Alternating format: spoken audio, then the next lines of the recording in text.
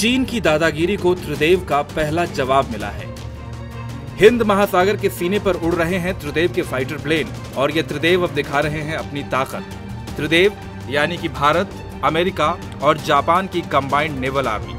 जी हां, तीनों देशों की जलसेना अब हिंद महासागर में विराट युद्धाभ्यास कर रही हैं और ये है चीन को भारत की तरफ से पहला जवाब।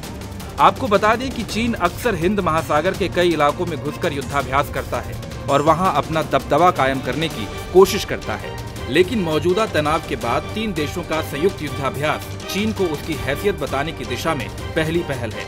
डोकलाम बॉर्डर पर चीन जिस तरह से बदमाशी पर उतर आया है, उसे देखते हुए अब भारत के लिए भी चीन को सख्त संकेत देना काफी जरूरी हो गया है। कभी गरम तो कभी नरम की शातिर रणनीति के साथ चीन सीमा पर धीरे धीरे हावी होने की कोशिश कर रहा है।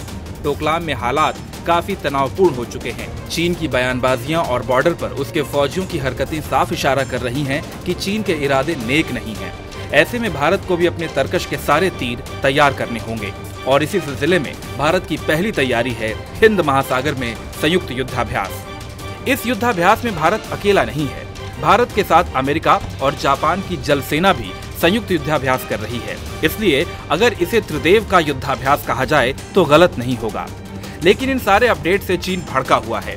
अब तक चीन को भारत को अकेले देखने की आदत रही है, लेकिन अब पहली बार बड़ी बड़ी विश्व शक्तियां कंधे से कंधा मिलाकर भारत के साथ खड़ी हैं। ऐसे में चीन भारत को बंदर घुड़की देने की कोशिश करता है तो फिर बदला माहौल देखकर खुद ही अपने सुर नरम भी कर लेता है।